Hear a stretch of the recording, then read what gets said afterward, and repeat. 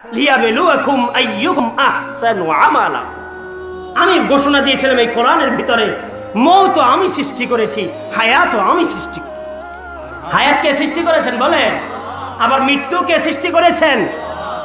রব্বুল আলামিন বলেন, আমি তো আগেই বলেছি মৃত্যু আমি সৃষ্টি করেছি, মৌত আমি সৃষ্টি করেছি। তুমি তো বিশ্বাস করো নাই।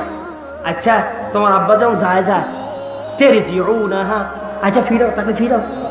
তোমার কাছে আমি চ্যালেঞ্জ ছড়ে দিলাম, ফিরাও তোমার আব্বাকে। যাও ঢাকা মেডিকেলে নিয়ে যাও, তোমার আব্বাকে ফিরাতে বলো।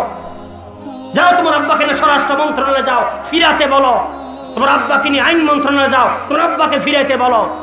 তোমার আব্বাকে নিয়ে স্বাস্থ্য মন্ত্রণালয়ে যাও, দেখি ফিরাতে পারে কিনা। চ্যালেঞ্জ করলাম, তারজিউনাহা ইন কুনতুম সাদিকিন।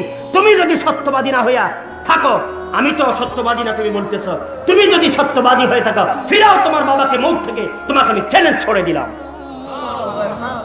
পারবেন ফিরাতে? কে পারবে বলেন? কেউ পারবে। কেউ তোমার বাবাকে ফিরাতে পারবে, কেউ তোমার মাকে ফিরাতে পারবে। তোমার মাকেও কেউ ফিরাতে পারে নাই, তোমার দাদাকেও কেউ ফিরাতে পারে। আদম থেকে শুরু করে যারাই এসে সবাই চলে গেছে। ঘুড়ি যখন আকাশে ওরে, ঘুড়ি তো মনে করছে বাবা কত উপরে আইসি রে ভাই, গোত্তান মোত্তান দেয়, ভালাই তো লাগে। কিন্তু সন্ধ্যা হলে ঘুড়ির মালিক ঘুড়িটাকে ঘরে নিয়ে আসে কিনা বলেন? ঘরে নিয়ে আসে। এই জন্য ঘুরিও তার ঘরে ফিরে আসে। এই জন্য আমরাও যদি ঘুরতেছি, আমাদের কেউ নাই, আমাদেরকে ধরবে কে? আমাকে ছোঁয় কে? আমার ফজর এমনি কাটে, এমনি কাটবে। আমার কোনো টাইম টেবিল নেই, আমার ঘুম থেকে ওঠারও টাইম নেই। আমার ঘুম থেকে ওঠার কি নেই বলে? কোনোটা। আমার কোনো রুটিন নেই। আমার ঘরের গরুর যেমন কোনো রুটিন নেই। গরুরে আপনি ছেড়ে দিচ্ছেন ওই ফাঁকতে পঞ্চনগর এই পাশে গুমতির চরের মধ্যে, ও মা আপনার ক্ষেতও খায়, ক্ষেতের ক্ষেতের তুনো খায়। গরুর দিকে ক্ষেতের ক্ষেতে খাস কিনলি কারে কি আল্লাহ বুঝ দিছে কোনটা মালিকের ক্ষেত কোনটা মালিকের ক্ষেত না, এর লেগে না খাই। কি বলেন আপনারা? কি বলেন? গরু এছাড়া কোনো উত্তর দিতে পারবে? এছাড়া কোনো উত্তর তার কাছে নাই। আমার কি মনে হয় জানেন, কার বাড়ি এটা?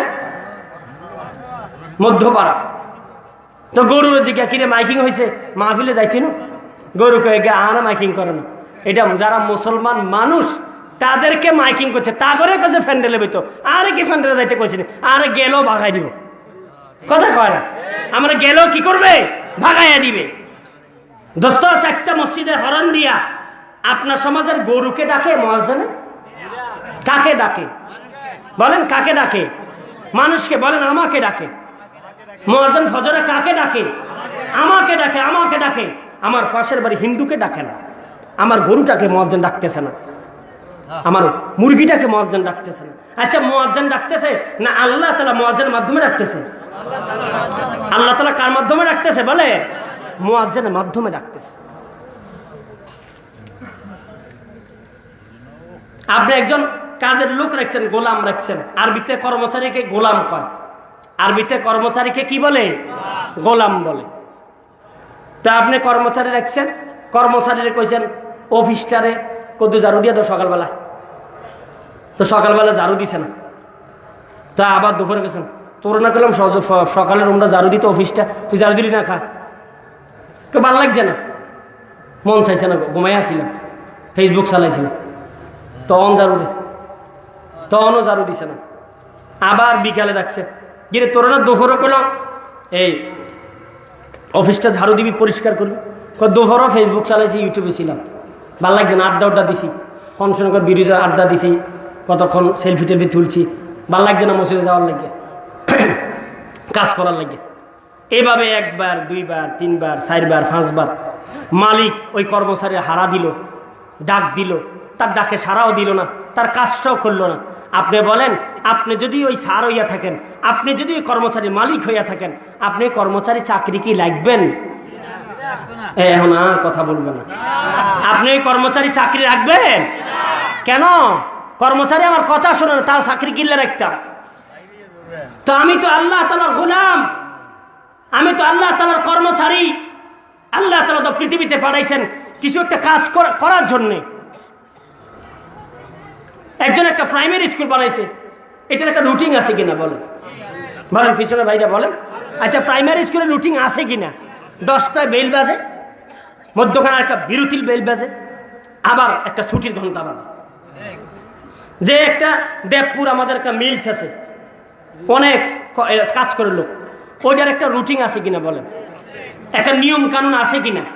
আচ্ছা, আপনার পাশে একটা মাদ্রাসা আছে, ওইটার রুটিন আসেনি, এটার নিয়ম কানুন আসেনি। এই মাহফিলার যা বানাইছেন, কে কার পরে কথা বলবে, কয়টা মাহফিলা শেষ হবে, কালেকশনটা কেডা করবো, সবার শেষে ওয়াজটা কে করবে, আমি কখন ওয়াজ করব, এটার একটা রুটিন কমিটি বানাইছে কিনা বলেন? কথা বোঝেন ভাই, বোঝেন?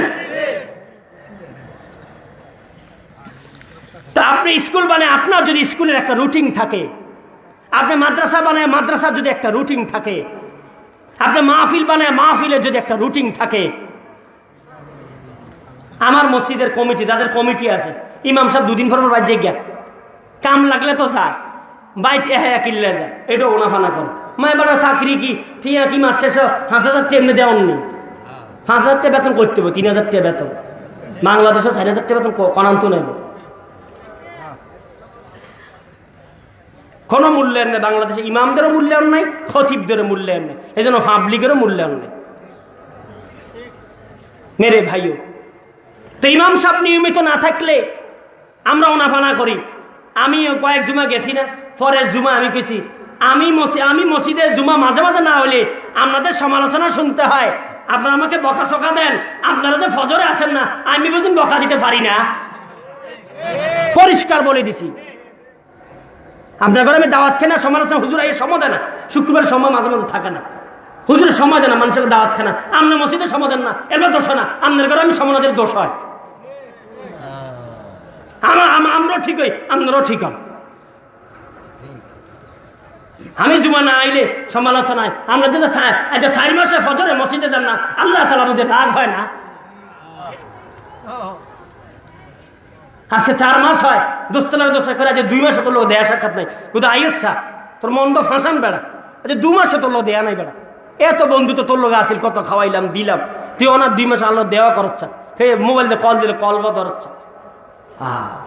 রব্বুল আলামিন বলেন, তোর কি ক্ষমতা ছিল, তোর মার পেটে আমি বানাইছি, কয়দিন দুনিয়া থাকবি তুই নিজেও জানোস না, কেমনে মরবি তুই জানা নাই, কোথায় তোর দাফন হবে এটাও জানো না, কোথায় জানা যাবে এটাও জানো না, কে ইমামতি করবে এটাও জানো না, তোমার কিডনিগুলি কয়দিন সুস্থ থাকবে এটাও জানো না, তোমার চোখগুলি কতদিন ভালো থাকবে তুমি এটাও জানো না, তোমার বিবি তোমার সাথে কতদিন ভালো থাকবে এটাও তুমি জানো না।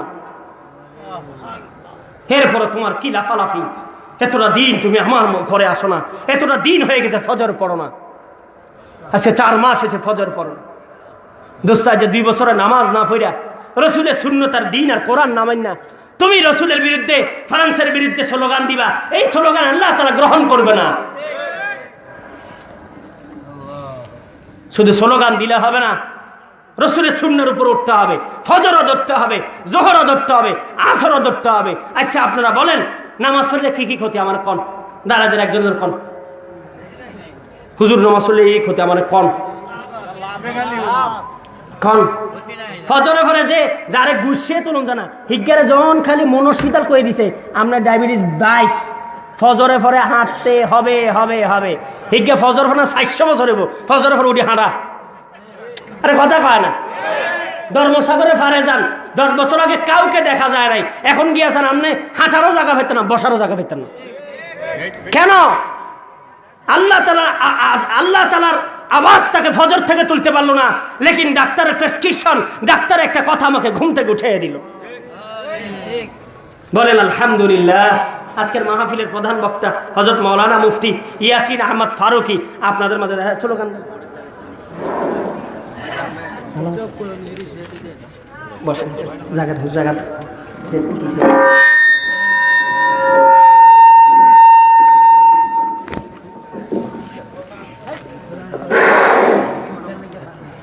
সুপ্রিয় এলাকাবাসী, এই মুহূর্তে আমাদের সম্মুখে